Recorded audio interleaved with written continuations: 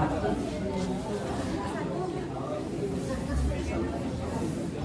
anak, gising na po kayo. Princess, Tiger.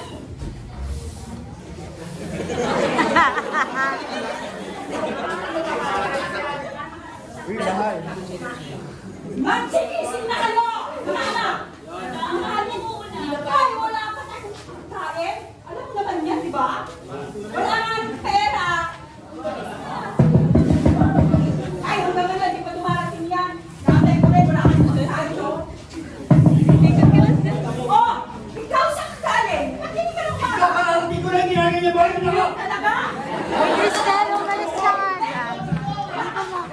Talaga wala kang... Bala sa buhay mo!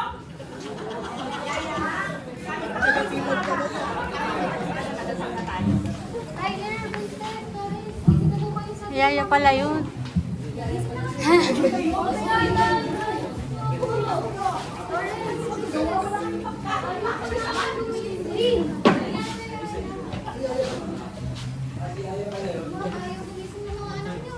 Ano ba kayo?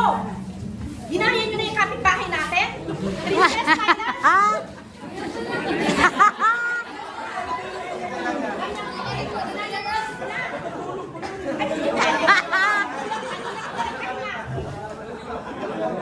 Ay, ginagawa yan ang kumuha ka na yan sa kapitbahay natin.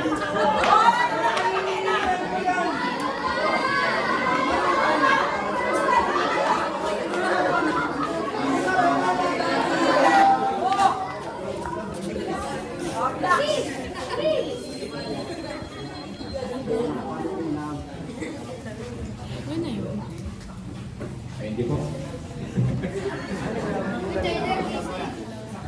So, yun po yung aming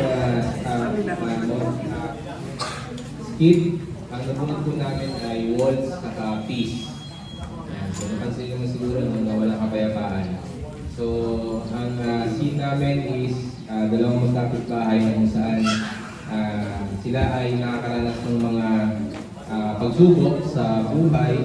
At of course, dahil ang kanilang pundasyon ay hindi matibay, no, or hindi nakaangkla sa ating Panginoong Jesus o sa Panginoon, kaya nawawala po yung kapayapaan sa loob ng tahanan or sa isang pamilya. Kaya importante po sa ating pamilya ang kapayapaan na nanggagaling po sa ating Panginoong Jesus.